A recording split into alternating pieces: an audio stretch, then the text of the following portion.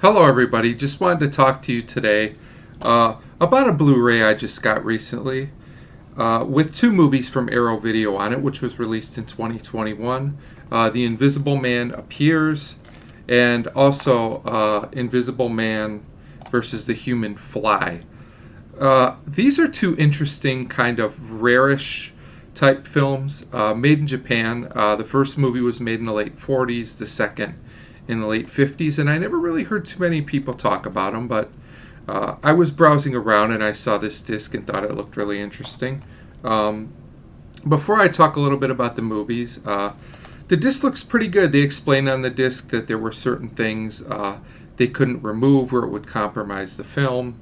But I think the films look fine for how old they are on Blu-ray, and it's nice to have them preserved. Excuse me.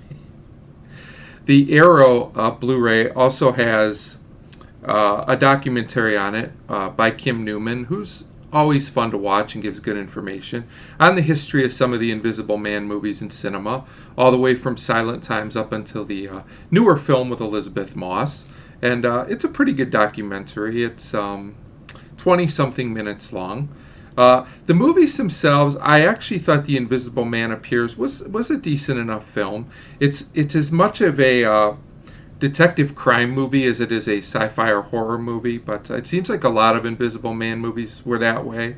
But it's an interesting early film. It's one of the earliest surviving Japanese science fiction films, so if you're into that kind of history, it's worth seeing for that reason. I enjoyed much more, though, The Invisible Man versus the Human Fly from 8 years later. Now, this film is a bit longer than the other movie, and I did think it ran a little bit out of steam towards the end, but nothing too bad. But this one's also kind of like a crime mystery film with science fiction elements, but I just thought being 8 years later, the production values were better and the story was a little more interesting.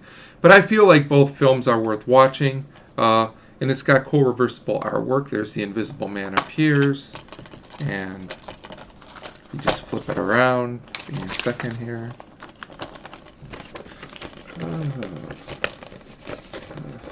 Sorry. You can see The Invisible Man versus the Human Fly. So it's kind of cool double artwork there.